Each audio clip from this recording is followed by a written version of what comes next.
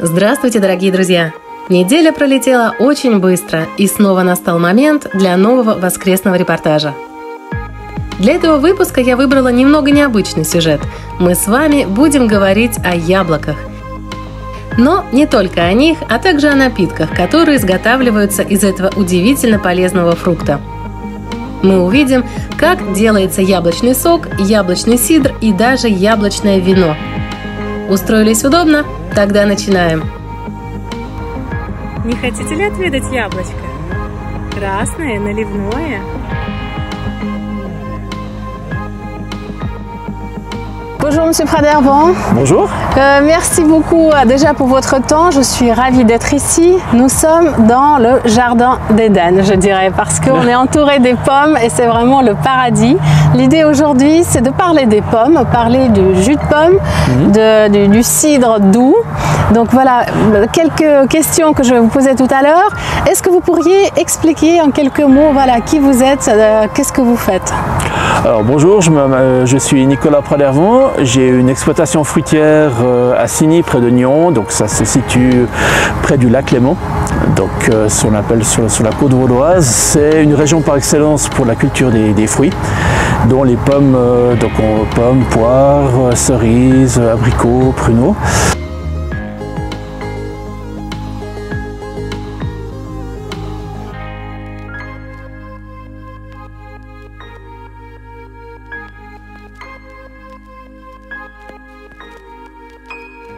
Je cultive des fruits. La partie fabrication du jus de pomme cidre doux est en fait le prolongement de la culture des fruits. Parce qu'en fait, au moment de la récolte, on va faire un premier triage, c'est-à-dire les pommes qui pourront être livrées comme fruits de table pour le commerce. Et il y a toutes les autres qui sont soit trop petites, soit trop grandes, des fois aussi, soit manque de coloration, dégâts d'insectes. Et c'est ces pommes-là qu'on va utiliser pour faire du jus de pomme pasteurisé ou alors du cidre fermenté.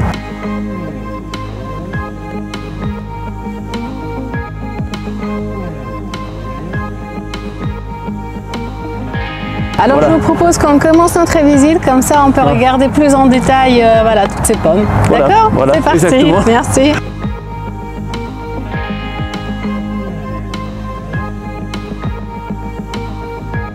Donc ici, nous sommes dans une culture de gala, donc une pomme plutôt sucrée qu'on cultive beaucoup dans la région. C'est d'ailleurs la variété la plus cultivée dans la région lémanique maintenant. Donc là, les pommes sont déjà mûres. Oui, alors les pommes. Un petit peu. Non, alors là, elles sont quasiment mûres. On voit, il y a déjà une belle coloration. Oui, en effet. Donc on a plusieurs critères en fait pour voir. On regarde la coloration des pépins à l'intérieur pour savoir. Donc les critères, c'est la couleur évidemment, c'est le calibre aussi. C'est le calibre. Après, on peut faire des analyses en fait. On regarde le taux de sucre, comment on ferait pour le raisin, la couleur de la peau, voilà. Et puis on goûte simplement aussi, tout simplement, quoi, savoir si c'est agréable à manger, si c'est mûr ou bien non, quoi. Voilà. À voir en fait tous ces pommiers, on a l'impression qu'il y en a partout. C'est une bonne saison en fait, c'est une bonne année en fait pour les pommes. Alors contrairement à ce qu'on a pu penser ce printemps, c'est une bonne saison pour les pommes. D'accord. Avec un bémol, c'est-à-dire qu'on a eu du froid au printemps. Oui. C'est-à-dire qu'on a eu un démarrage de végétation très tôt et ensuite un retour de froid. Et ce qu'il faut savoir, c'est que plus les arbres approchent dans leur développement de la floraison, plus ils sont sensibles au froid. Et c'est un problème qu'on n'avait pas avant, c'est que maintenant on a des printemps très précoces et des retours de froid qui viennent au moment de la fleur. Et voilà. Qui peut abîmer, et voilà, en fait, le gel détruit les fleurs.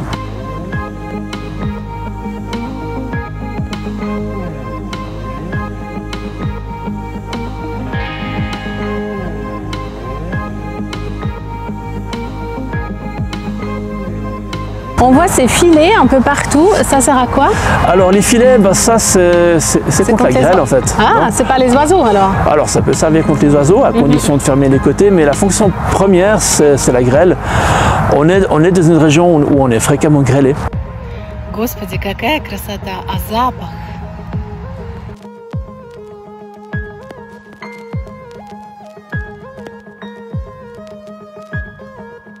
faire pousser des pommes, c'est du travail tout au long de l'année. Donc c'est dommage, des fois on fait du travail et puis c'est détruit au début du mois d'août par un orage de grêle.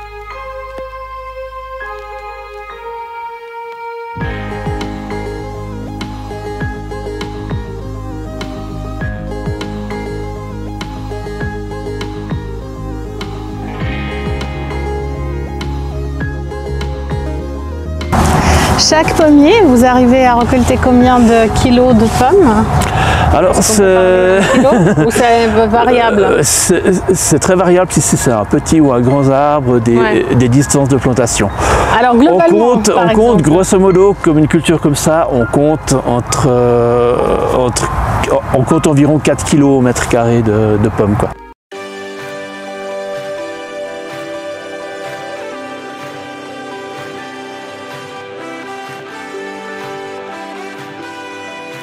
Donc voilà, là c'est la partie où en fait on pasteurise le jus de pomme, c'est-à-dire qu'on va chauffer le jus à 78 degrés pour en fait éliminer tout ce qui est levure comme ça qui va faire partir le jus de pomme en fermentation.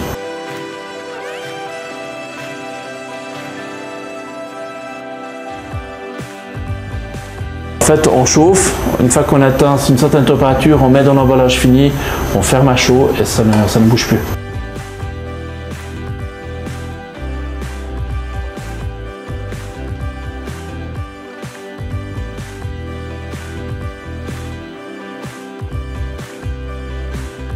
Et là, le jus de pomme, il peut être conservé pendant combien de temps? Alors, on va dire une année en tout cas. Après, il faut savoir que c'est pas comme du vin, ça se bonifie pas, ça vieillit, quoi, voilà, quoi. Mais j'ai des clients qui ont gardé du jus de pomme comme ça en bag-in-box pendant 2-3 ans.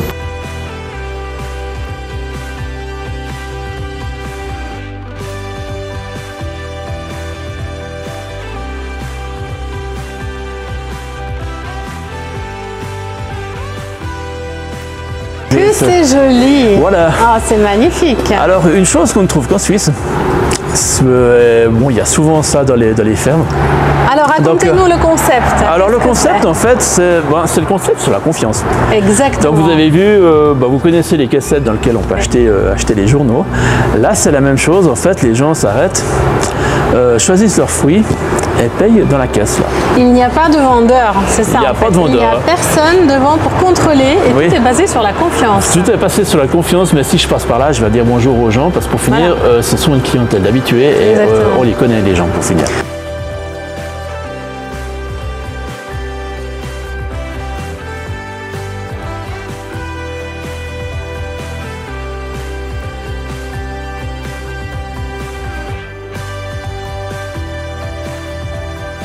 Donc, pratiquement, la personne va venir, par exemple, prendre un petit panier de pruneaux. Un pruneau à 5 francs, une poire à 4 francs, 9 francs, et il pose 9 francs. Pièce voilà exactement, et ça marche comme ça. Dans la caisse. Voilà quoi.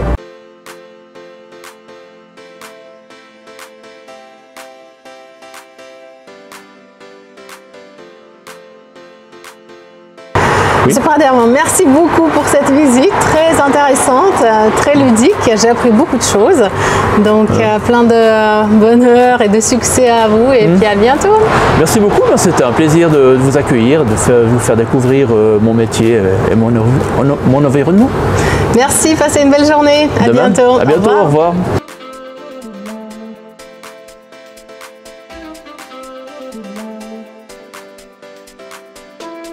Итак, как это работает? Я выбираю продукт, например, вот этот яблочный сок. Смотрю на цену, затем кладу монеты в кассу.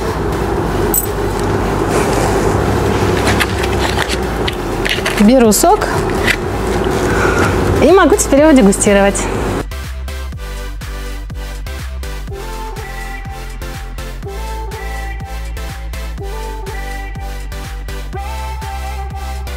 Продолжаем дальше нашу экскурсию. Alors bonjour Monsieur Mercier, Bonjour madame. Je suis ravie d'être ici. Aujourd'hui l'idée c'est de découvrir la pomme. Oui. Donc pomme, tout ce qui va avec, par exemple le cidre, jus de pomme, on a déjà vu un petit peu comment ça se passe, comment on le prépare, comment on le fabrique, etc. Mais maintenant le cidre en fait, est-ce que vous pourriez nous expliquer juste en quelques mots avant qu'on commence la visite? Oui, pas de problème. Donc pour faire du cidre ici sur le domaine au Père Fruitard, on travaille avec des variétés spécifiques à cidre. Donc on a sélectionné 4 variétés de type normande, qui sont des pommes avec plus d'amertume, plus petites, souvent un peu plus tanniques et plus sur l'acidité aussi. Parce que les pommes douces, comme qu'on utilise aussi dans le cidre, on les produit déjà à large échelle sur le domaine. D'accord. Donc moi j'ai surgreffé des arbres en bout de ligne, spécifiquement pour produire des pommes à cidre.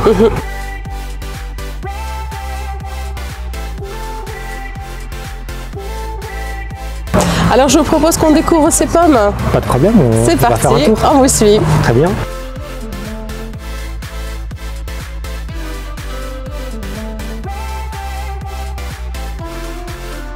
Donc là on est devant la variété la Petit Jaune. Ok. Donc c'est des arbres qui ont été greffés il y a 3 ans. Oui. C'est leur première année de production. Hein. Et Il y en a puis, quand même pas mal pour la première année, je trouve. Oui, hein, oui. Alors, parce que c'est sa première année de production, puis qu'elles ne sont encore pas trop chargées, elle est relativement grande pour une pomme à cidre qui s'appelle la Petit Jaune. Hein. Oui. Parce que elle est sur les autres arbres que j'ai greffés il y a 10 ans, les pommes sont vraiment petites, un peu de la taille d'une balle de golf. Hein. Voilà. Donc oui, c'est des pommes qui sont assez fermes et puis comme je vous dis, qui ont une astringence en plus, hein, une amertume aussi. Pour revenir au cidre, en fait, le cidre, c'est pas tout à fait vraiment une boisson, on va dire, suisse quelque part. C'est plus la France, côté Bretagne, Normandie.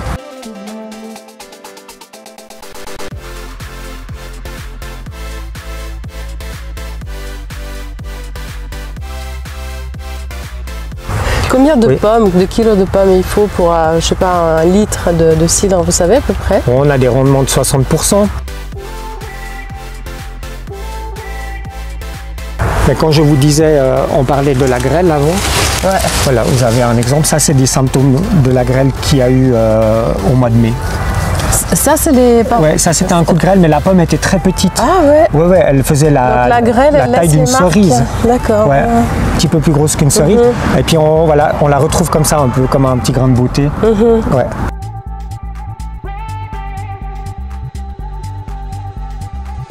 Il faut savoir que notre domaine il est cultivé depuis 2 ans en biodynamie et que on est encore dans l'apprentissage de... Qu'est-ce que c'est exactement biodynamie? Alors c'est pousser la culture du bio un petit peu plus loin où on a des apports, à chaque traitement on fait des apports de tisane en plus. Hein, par exemple si on a des problèmes de forte pression par exemple d'oïdium, on va travailler avec la prêle pour limiter la pression des champignons. Et puis on travaille avec les forces de la nature, avec les forces du cosmos. Donc en fonction des travaux qu'on va faire, on va regarder le calendrier lunaire, voir si on est plutôt un jour favorable à travailler la plante ou le sol. Et on va éviter les nœuds lunaires ou les nœuds planétaires qui pourraient interférer négativement sur la plante, la sensibiliser plus aux maladies. C'est de la science là carrément. C'est une science, oui. Oui.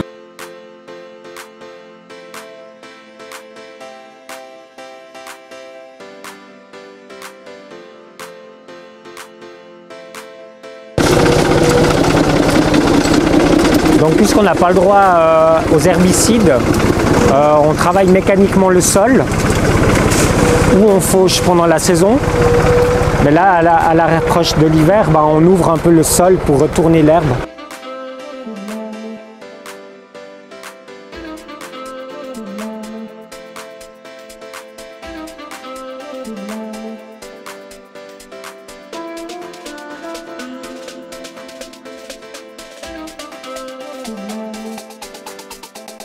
C'est là où fermente le cidre. Oui. Voilà. Bon. Hop. C'est une cuve assez impressionnante, vous avez combien de litres dedans? C'est une cuve de 4000. Ah oui, voilà. Actuellement, il y a 3500 litres dedans. C'est sorti de pressoir il y a 1 semaine. D'abord, je dégorge un peu pour soutirer ce qu'il y a dans l'entrée du dégustateur. Voilà. Je vais profiter de me servir un petit verre. Le jus de pomme déjà fermenté un peu. Il est en cours de fermentation. En cours de fermentation. Oui. Donc ça fait une semaine, c'est ça? Oui. Qu'il fermente. Exactement. Donc il a perdu très peu de sucre. Hein. Bah, et tout le vous processus. Déguster? Oui, je veux bien. Ouais, je laisse le verre. Merci. Vous verrez les arômes qui sont assez forts. Hein. Ah, ça sent trop bon. C'est vrai que rien qu'au nez, en fait, c'est déjà... Ouais.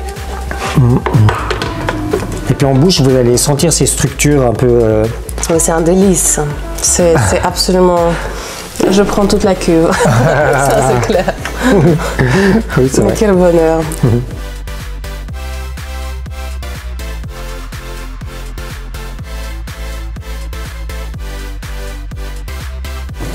Non, mais on sent le fruit, c'est doux, c'est vraiment... Ouais. Et en même temps, on a de la matière. Hein.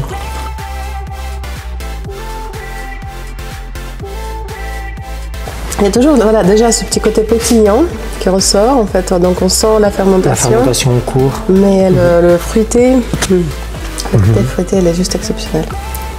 Donc voilà. La fermentation, elle va durer 3-4 semaines. Donc en tout, c'est 4 semaines, c'est ça? Oui, ouais.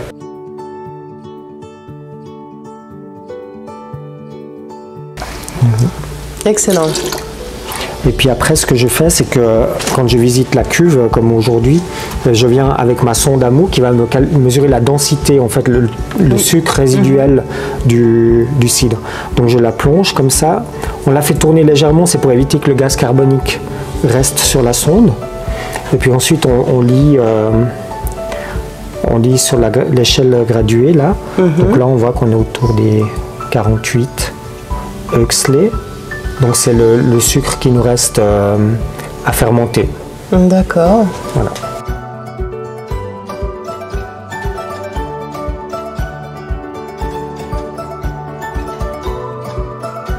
Alors là, nous avons une très belle exposition. Une petite explication par rapport à ça. Qu'est-ce que nous voyons? Donc il y a le vin... On a commencé par le cidre. Oui. Dans le reportage. Hein. Donc ça c'est le cidre Cicerart. Oui. Le Pulp Fusion, donc l'assemblage vin blanc et jus de pomme. C'est ça, donc la recette maison. La recette maison, hein, développée par Patricia. Et après les 3 produits qu'on a développés avec mon ami d'enfance David. Donc on a le premier-né, Pomméard, hein, qui lui fête ses 20 ans de commercialisation. Joli. Le Barricassia, un an plus jeune. Et puis l'espoir, donc le cidre moelleux de poire. Super. Voilà. Très bien. Je propose de passer à une dégustation. Avec grand plaisir. Je vais vous servir un verre de cidre, ça vous... Oui, ça me parle. Très bien. Merci. Alors le cidre, ça se boit avec quel type de produit? Donc en général on dit cidre, c'est avec des crêpes, enfin je sais pas, comme ça spontanément, mais est-ce qu'il y a d'autres produits qui pourraient se marier? Alors moi je voyais en premier la soif, disons. D'accord, ça c'est une très belle réponse que j'apprécie. C'est fin, ça se boit sans faim. Ça se boit sans faim, sans soif. Exact. Non, évidemment, les crêpes, avec quoi on sert le cidre? Ça peut être des plats, enfin je sais pas, du poisson, la viande. Exactement. Hein. Avec la fondue, la raclette. Ah, intéressant ça. Ouais. Plus digeste que le vin blanc par exemple. Donc avec les fromages par exemple, voilà, c'est quelque chose qui pourrait tout à fait. Oui, tout à fait.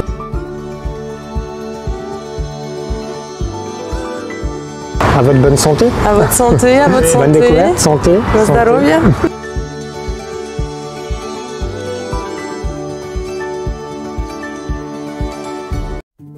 C'est très très fin, ouais, effectivement. C'est très très bon, très fin.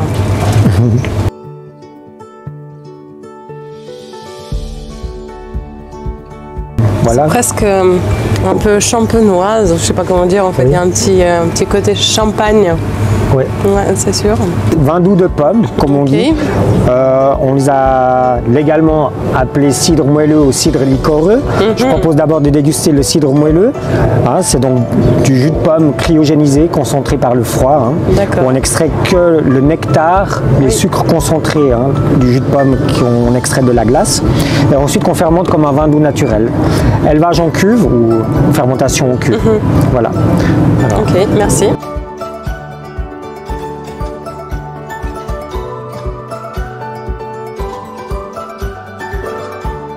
Donc ça, c'est un produit de fête.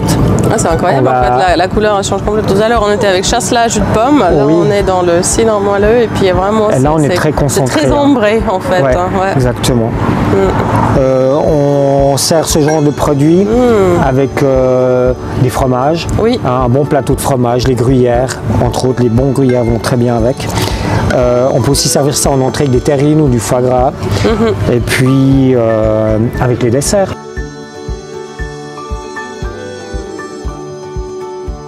Merci infiniment pour cette belle visite. C'était une superbe découverte. C'était un moment de partage, de bonne humeur, de joie. Donc pour moi, c'était que du bonheur. Et c'est pour ça que je vous dis un grand merci et à très bientôt l'année prochaine pour les vendanges. Je me réjouis déjà. Et puis merci encore pour votre disponibilité et votre temps. Merci à vous. C'était un moment très agréable. J'aime beaucoup partager notre passion du cidre, mais aussi de tout ce qu'on fait au verger, que ce soit au verger ou à la vigne. Donc je me réjouis de vous accueillir dans une année. Merci encore. Voilà. Excellente journée à vous et puis à bientôt. Au revoir. À bientôt. Ну что, давайте теперь попробуем этот яблочный сок. Сначала нужно снять эту лангетку. Оп. А теперь мы наливаем с крайника. Как удобно все, практично. Смотрите, какая красота. Чистейший, биологически, экологически чистый яблочный сок. За ваше здоровье.